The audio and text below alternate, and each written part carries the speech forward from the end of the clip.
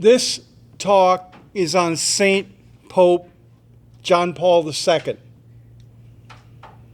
When he became Pope, his first words to us were, "Do not be afraid." That's in 1978. He died in 2005. His last words were, "Let me go to the house of the Father." In order to hear John Paul II's witness for peace, we need to recognize that the key overarching theme of his pontificate was mercy. And another crucial theme related to mercy was the Christian meaning of human suffering. In that regard, I'm going to share with you some insights I attained on my own journey using Pope John Paul II's teaching.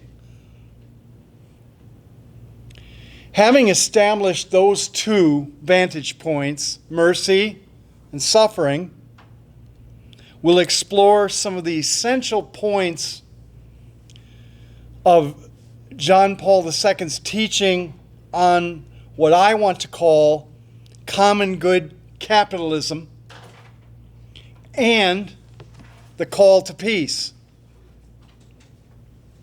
And then we'll end with a reflection on the Pope's prayer life, which I found quite helpful in calling people here at St. Bavo's to pray by contemplating together. So that's the range of what we're going to deal with today. Start with mercy. In 1980, in the third year of his pontificate, John Paul II wrote, "An important need in these critical and difficult times impels me to draw attention once again to Christ, to the countenance of the Father of mercies and the God of all comfort." Then he goes on. We read, now this is his favorite quote from Vatican II. He uses it again and again, so note it. He says, we read in this Constitution, Gaudium et Spes, Christ the new Adam fully reveals man to himself and brings to light his lofty calling, and does it in the very revelation of the mystery of the Father and his love. The words I have quoted, he says, are clear testimony to the fact that man cannot be manifested in the full dignity of his name without reference, not only on the level of concepts, but also in an integrally existential way to God. Today I will say, he said, that openness to Christ, who as Redeemer of the world fully reveals man to himself, can only be achieved through an ever more mature reference to the Father and his love. In Christ, through Christ, God also becomes especially visible in his mercy. Christ confers on the whole of the Old Testament tradition about God's mercy a different meaning. Above all, he himself makes it incarnate and personifies it. He himself, in a certain sense, is mercy.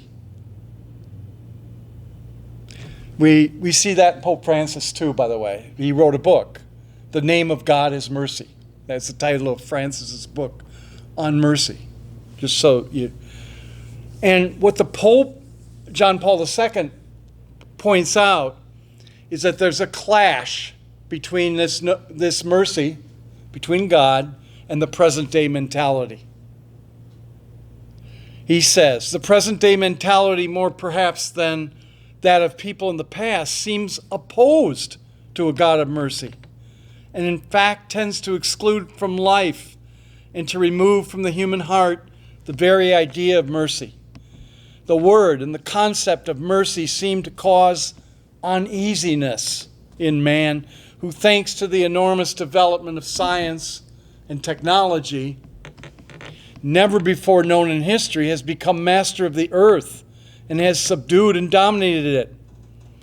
This domination over the earth, sometimes understood in a one-sided and superficial way, seems to have no room for mercy. However, he goes on, the truth revealed in Christ about God the Father of mercies enables us to see him as particularly close to man, especially when man is suffering, when he is under threat at the very heart of his existence and dignity. And that's why many individuals and groups are turning, I would say, almost spontaneously to the mercy of God. They are certainly being moved to do this by Christ himself. In fact, he goes on, we don't just learn from revelation and faith to meditate in the abstract upon the mystery of God as Father of mercies, but also to have recourse to that mercy in the name of Christ and in union with him. Very important. So we're not just talking about something, we're actually pleading with God for mercy, right? At the same time, I wish them to be a heartfelt appeal by the church to mercy, which humanity and the modern world need so much. And they need mercy even though they often do not realize it. So you see the situation that he's confronting in his writing on mercy. He's saying there's this conflict between the uneasiness inside of people and the gift of mercy from God. And one of the reasons for this uneasiness and connected to it is people don't know how to relate justice to mercy. He says it's not difficult to see that in the modern world the sense of justice has been reawakening on a vast scale. And without doubt, this emphasis that which goes against justice and relationships between individuals, social groups, and classes, between individual peoples and states, and finally between whole political systems, indeed, between what are called worlds. This deep and varied trend at the basis of which the contemporary human conscience has placed justice gives proof of the ethical character of the tensions and struggles pervading the world.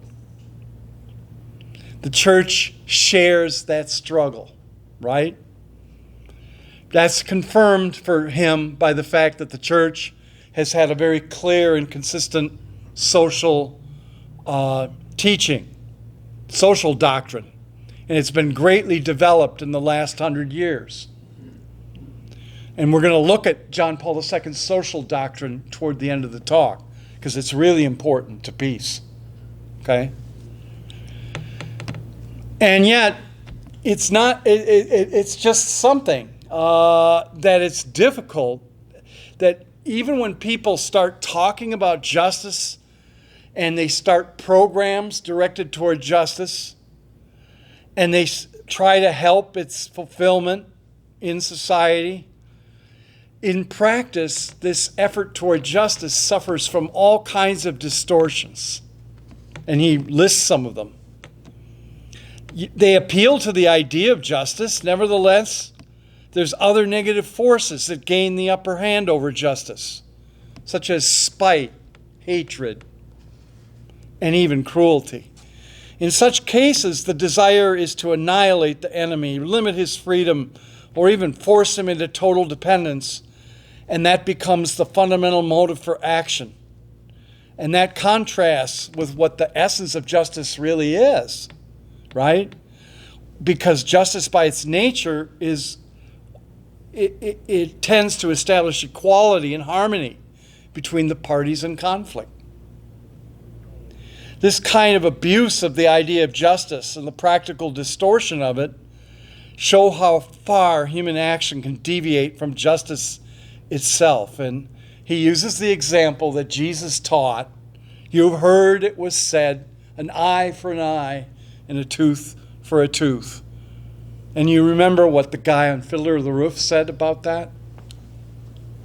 One of the characters in the Fiddler on the Roof says, well, it's an eye for an eye and a tooth for a tooth. And the other person said, if that were true, we'd all be blind and toothless. So for the same point that the Pope is making here, the experience of the past in our own time demonstrates that justice alone is not enough. And that in the process of trying to get to justice, it can even lead to its own negation, right?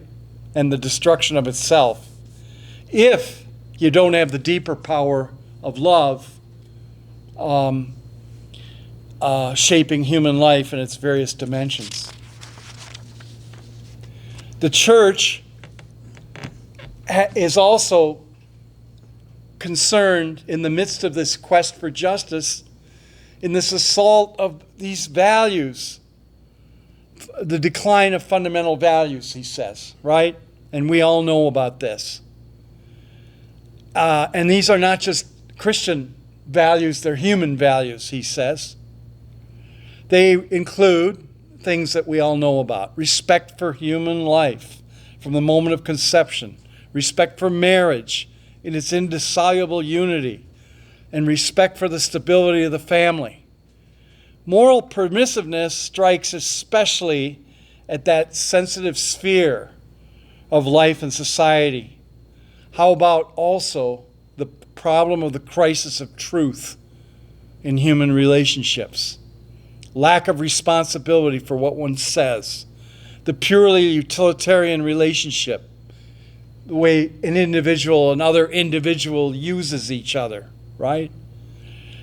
The loss, this is important, the loss of the sense of an authentic common good and the ease with which the common good is alienated.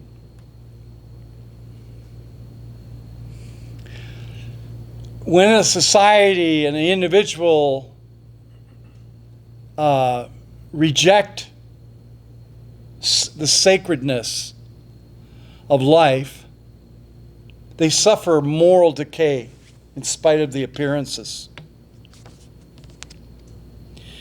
And so in the face of that, the church is called to proclaim God's mercy and be reminded that the Sermon on the Mount presents a vision of mercy that's much richer than what we find in ordinary human opinions about mercy.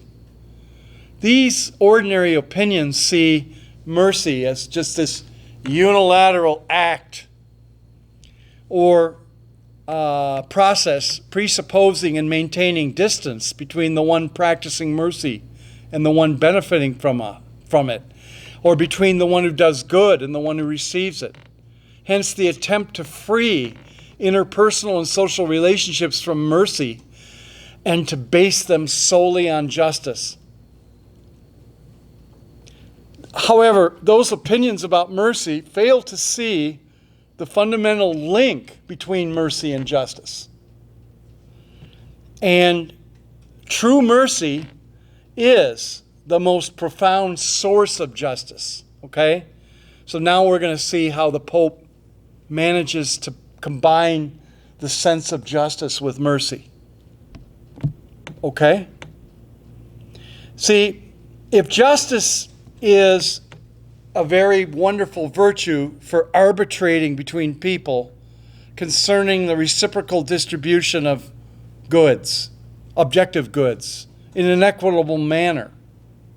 So, you're dividing up the pie between children, and everybody wants the same piece, right? That's justice. But love, and only love, is capable of restoring us to ourselves, of recalibrating the whole human person. And mercy in a certain sense, the most perfect incarnation of equality between people, and also the most perfect incarnation of justice as well, because justice aims at the same result. However, the equality brought by justice is limited to the realm of objective and extrinsic goods, the pie, while love and mercy bring it about that the people meet one another in that value, right? Which is man himself with the dignity that's proper to him. Equality of people through patient and kind love, however, doesn't take away differences. The person who gives becomes more generous when he feels at the same time benefited by the person accepting the gift. Mercy becomes an indispensable element for shaping mutual relationships between people. Okay?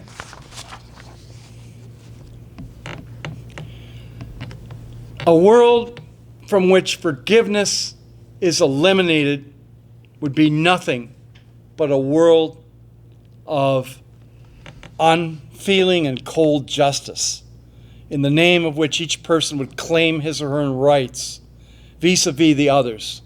Have you ever dealt with situations between people where that's all as far as they could go? And when you do pastoral work, you encounter this a lot. They just want their rights, and that's it. And they want their comfort, and they won't go further, right? And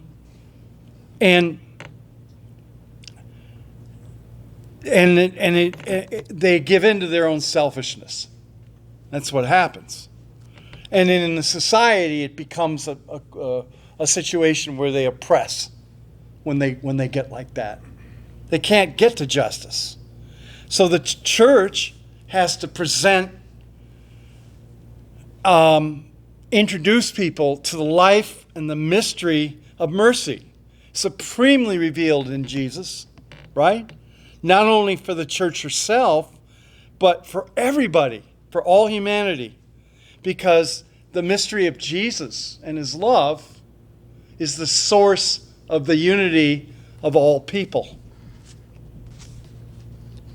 And there's no such thing as cheap forgiveness to the church either. Notice what he says here. He's talking about the command to forgive 70 times 7. It's obvious, he says, that such a generous requirement of forgiveness does not cancel out the objective requirements of justice. Properly understood, justice constitutes, so to speak, the goal of forgiveness. In no passage of the gospel message does forgiveness or mercy as its source mean that you're indulgent toward evil. Okay? You're indulgent towards scandals, towards injury or insult. In any case, reparation for evil and scandal, compensation for injury, and satisfaction for insult are conditions for forgiveness. So that's the fundament, and I like how Archbishop Odama summarizes that idea. He says, it's not forgive and forget. It's forgive and remember. And what he means by that is that the memory properly related to of the wrongdoing will help both the wrongdoer to make amends and the person who was wronged to be healed of the pain of the wrong. But if you just forgive and forget, you're not abiding by a proper human anthropology of forgiveness. And you see that in the Pope here too. Okay? There's no such thing as cheap forgiveness, right? That's how I might summarize that idea.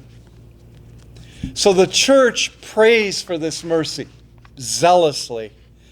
And the Pope talks about crying out for mercy. I mean, with this cry, let us, like the sacred writers, call upon the God who cannot despise anything he has made. Father, forgive them. They know not what they do. It's that kind of prayer. And it's motivated by the love of the whole world, of all people, regardless, without any exception or division, without difference of race, culture, language, or world outlook, without distinctions between friends and enemies. This is love for people. It desires every true good for each individual, for every human community, every family, every nation, every social group, young people, adults, parents, the elderly. A love for everyone without exception. This is love, or rather, an anxious solicitude to ensure for each individual every true good and to remove and drive away every sort of evil. And when he says this, he's immediately aware that unbelieving people are going to ask, what's the big deal? Why are you making so much of this, Pope? And he says, it's dictated by love of man for all that is human. According to the intuitions of many of our contemporaries, it's threatened by an immense danger. And that's the reason. Because it's threatened, it's the job of the church. And it's his job. It obliges him to have recourse to that mercy and beg for it at this critical phase of the history of the church. And no matter how strong the resistance of human history may be, no matter how strong, no matter how marked the diversity of contemporary civilization, no matter how great the denial of God in the human world, so much the greater must be the church's closeness to that mystery, which hidden for centuries in God, was truly shared with man in time through Jesus. There you have it. Mercy. Mercy. Mercy in relationship to justice. Mercy in relationship to the prayer for mercy. Now we go to the section on suffering. I want to tell you that my own experience of this was very personal. It had to do with the fact that I got called upon in the early 2000s, around 2000, the year 2000, I think, to teach religion over at Trinity to the remedial group. They called them the tutorial. So they were the kids that couldn't be in the regular class. And they didn't have a religion teacher. They had one, and his schedule changed. He would have been a better religion teacher than me, actually. And I was the second up. But I volunteered to do it. Father England said I could go over there and teach that. I did that as a volunteer. And the problem in that classroom is that there were kids in that classroom. That classroom had been, the year before, the senior in that classroom, he was out working that August after his senior year. And he and another classmate from the regular classrooms at Trinity died in a terrible electrocution accident that occurred when they were pressure washing a building. And the brother of this guy was in the class that I was going to teach. And all the people in that classroom, it's like a one-room school situation. They were different grades, but they were together in the classroom. They all knew him, and they were all grieving terribly. And I had a problem. I had to teach them Catholic doctrine. So how was I going to do this? Who came to my rescue? Pope John Paul II. I changed the way I was going to teach the doctrine to teach about his account of suffering in his famous letter that he wrote after the assassination attempt, when he got shot and then was rescued, of course. I mean, one hand guided the trigger, the gun, and God's hand guided where the bullet went. Because if the bullet had been like a centimeter or so closer, he would have died with major arterial bleeding, but he didn't. So he wrote this thing on suffering after that experience, and he called it a letter called Salvifici Doloris, on the Christian meaning of human suffering. if you're going to read one thing by Pope John Paul II, that's what you should read. And if you can't get through the whole thing, you can always read my friend's Layperson's Guide to the Teaching on Suffering, which I use too. But what we got here is the challenge to confront suffering with the hope of finding God turning our suffering around to joy, like it does in the life of St. Paul when he says, I consider it joy in the face of the suffering I've been going through because of the surpassing knowledge of Christ, right? And so we really did look at that. And I took all the notes from that discussion, and I gave the kids journal books, and they worked on that, and they worked through it, and it worked out. And the ironic thing about that is that when I was called upon years later to give a retreat for catechists in Africa in the war zone, they asked the question, what about our suffering? Can you give us words to help us with our suffering? What do you think I did? I grabbed the notes from when I taught the kids at Trinity. I adapted them to the African situation, and I taught the Pope's teaching on suffering in Africa. And I want to share just a few things about that retreat for your information. First of all, the title of that retreat was From Lamentation to Resurrection. We read the Psalms of Lamentation in both English and the Acholi tribal language. And as we learned to lament together, we came upon a principle. The unlamented sorrow cannot be endured. That was a principle that came right out of Pope John Paul II's material on suffering. We spent a lot of time lamenting the war. And as they lamented, they seemed to be deepening their own appreciation for the need to lament their sorrows in the presence of the Lord. Okay? The inability to lament is like the inability to contemplate. It can lead to anger, violence, guilt, and despair. And then I went through other sections of the Pope's letter, and time doesn't permit to go through all the details of that. But sufficient to say, in the Pope's letter, Jesus annihilated the evil by dying on the cross. He annihilated the evil in the spiritual space and the relationship between God and man. He got rid of definitive suffering, which is damnation, and opened to his people the way forward. So if you want to talk about God's full answer to the suffering of the innocent, it's the cross itself. We want to know why suffering occurs. And one of the things I told both the catechists and the students and others is a line from John Paul II that I share with you about this. God welcomes the why.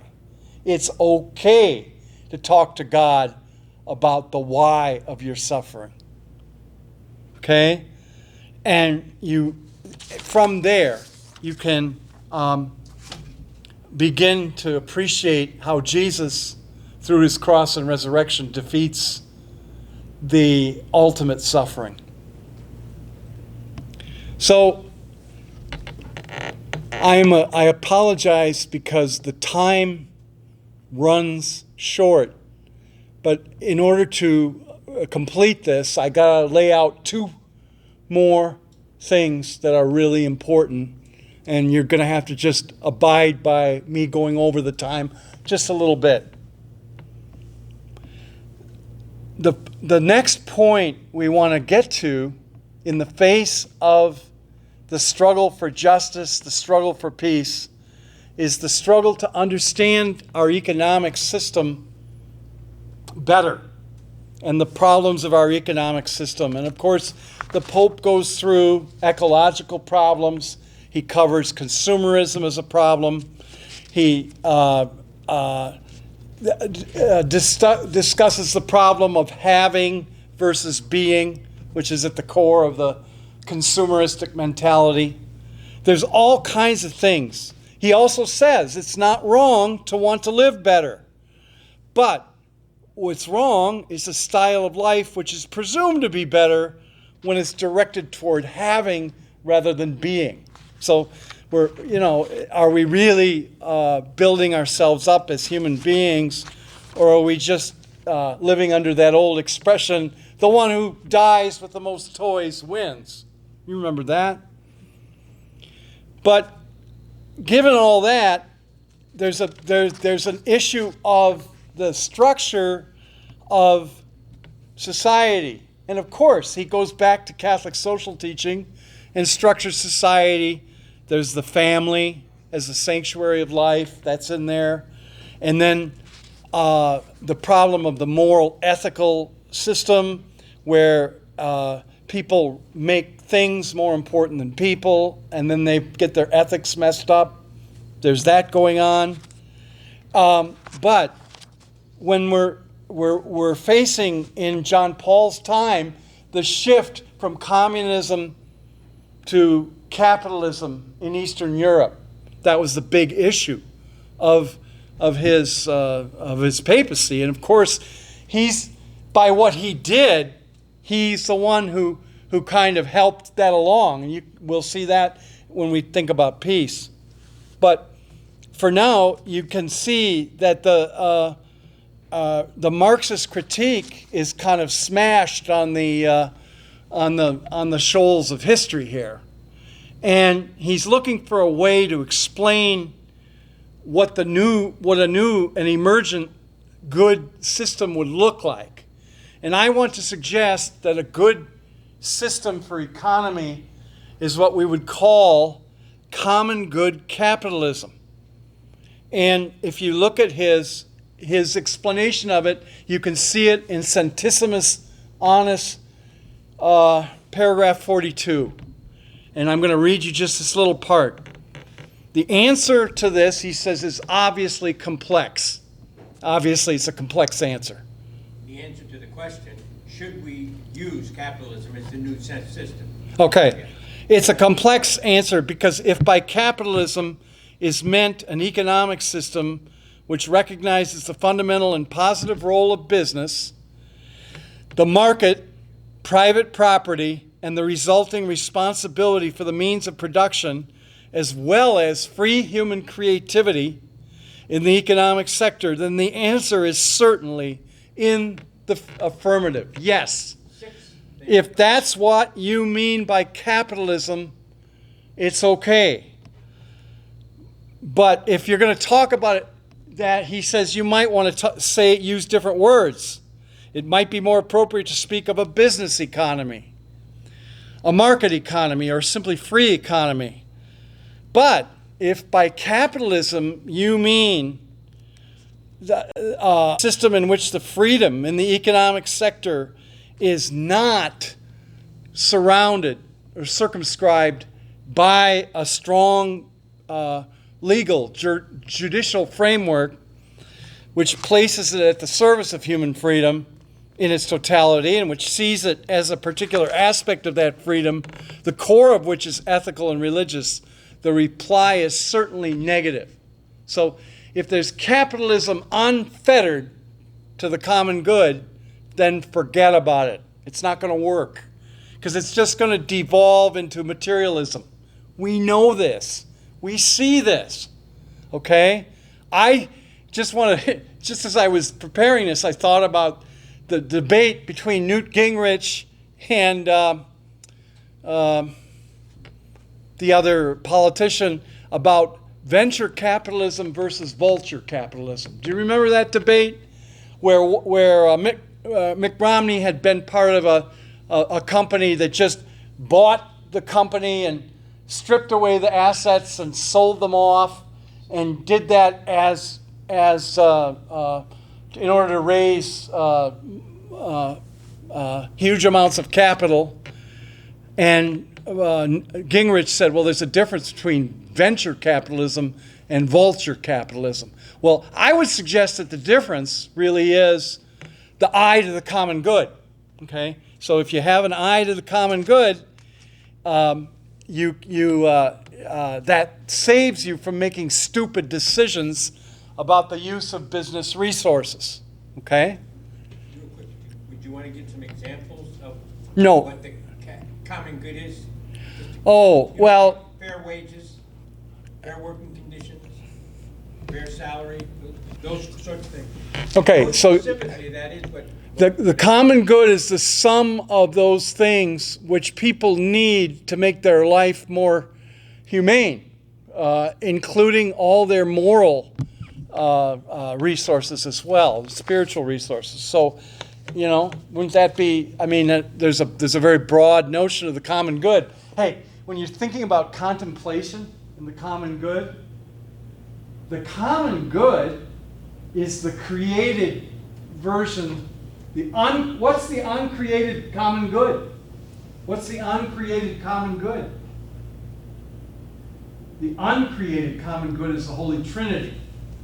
So the church's teaching on the common good is that our experience as human beings of the common good is a participation in the very good of the Holy Trinity played out in human life, starting in our families, for example. Does that make sense? That's a very broad thing to think about, but when you're contemplating, that helps to see that. Okay? But there's the common good is the thing that we lose track of because we're subject to sin. And so in the healing of mercy, we can see the common good better. Now for peace, just to get that in here, because that's the reason for the talk. If you just to realize that he's talking about the collapse of communism and how it occurred mostly nonviolently, which it did. And it was largely because of the inspiration of what happened in Poland.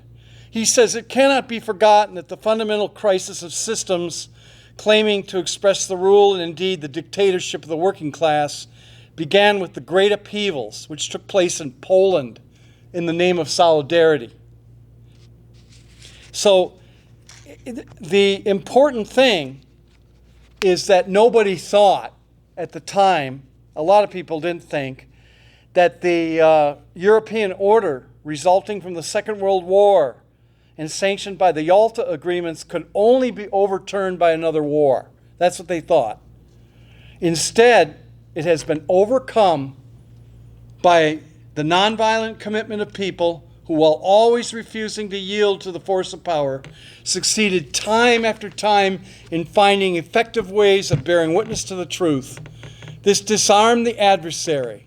Now, here's the key point. Violence always needs to justify itself through deceit and to appear, however falsely, to be defending a right or responding to a threat posed by others. And then he says, I thank God for having sustained people's hearts and amid difficult trials. And I pray that this example will prevail in other places and other circumstances. May people learn to fight for justice without violence, renouncing class struggle in their internal disputes and war in international disputes. Right? And he goes on, the events of 1989, which is when that happened, are an example of the success of the willingness to negotiate and of the gospel spirit in the face of an adversary determined not to be bound by moral principles. And it goes on in the face of that.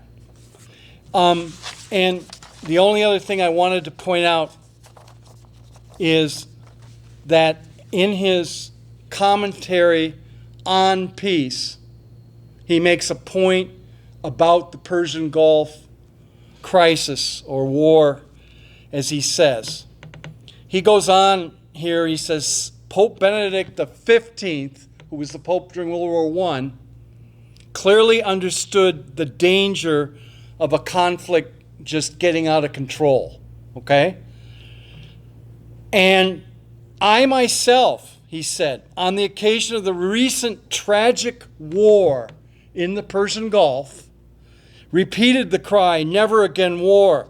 No, never again war," which destroys the lives of innocent people, teaches how to kill, throws into upheaval even the lives of those who do the killing, and leaves behind a trail of resentment and hatred.